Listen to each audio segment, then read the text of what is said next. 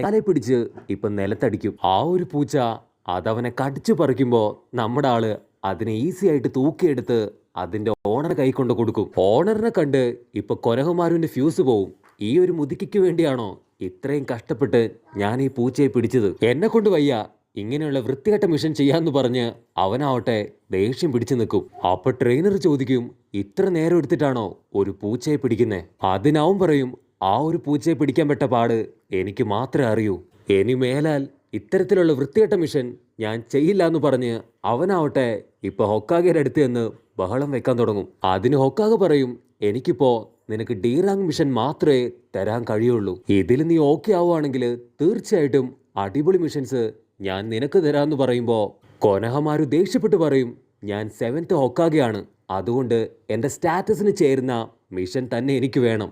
7th ഹൊക്കാഗയോ?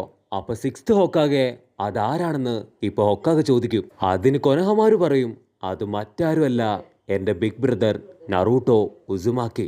ഉടനെ എല്ലാവരും ഞെട്ടിയിട്ട് ഇപ്പൊ അവനെ നോക്കി നിൽക്കും. കൊനഹമാരും ടീംസും ആവട്ടെ ഇപ്പൊ ഹായ് ആയിട്ട് പുറത്തേക്ക് ഇറങ്ങി കുട്ടപ്പനെ കുറിച്ച് പറയാൻ തുടങ്ങും. കൊനഹമാരു പറയും, നമ്മുടെ ഹീറോ അവൻ ട്രെയിനിങ് എടുക്കാൻ പോയിരിക്കുകയാണ്. തീർച്ചയായിട്ടും വളരെ മാസായിട്ട് തന്നെ അവൻ തിരികെ എത്തും. അവനാണ് 6th ഹൊക്കാഗെ.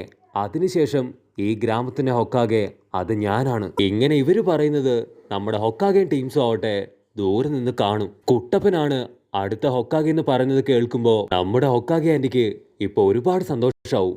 ഇറൂക്ക പറയും, കുട്ടപ്പൻ തീർച്ചയായിട്ടും ഒരുപാട് ട്രെയിനിങ് എടുത്ത് അവൻ സാസുകയെ തിരികെ കൊണ്ടുവരും. പിന്നീട് അവൻ ഈ ഒരു ലീഫ് വില്ലേജിന്റെ തന്നെ 6th ഹൊക്കാഗെയായി മാറുന്നു പറയുമ്പോ നമ്മുടെ ഹൊക്കാഗെ ആവട്ടെ അതൊന്നും മനസ്സിൽ ഇമാജിൻ ചെയ്യും. ഇറൂക്ക പറയും, അവന്റെ മാസ്റ്റർ ആള് ചില്ലറക്കാരനല്ല, ഒരു സെനിയനാണ്.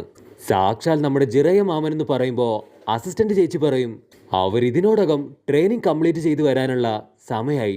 പക്ഷെ ഇതുവരെയായിട്ടും അവർ തിരികെ എത്തിയിട്ടില്ല. പക്ഷെ ഹൊക്കാഗെ ആന്റിക്ക് അറിയാം കുട്ടപ്പൻ കറക്റ്റ് ടൈം ആവുമ്പോ അവിടേക്ക് എത്തുമെന്ന്.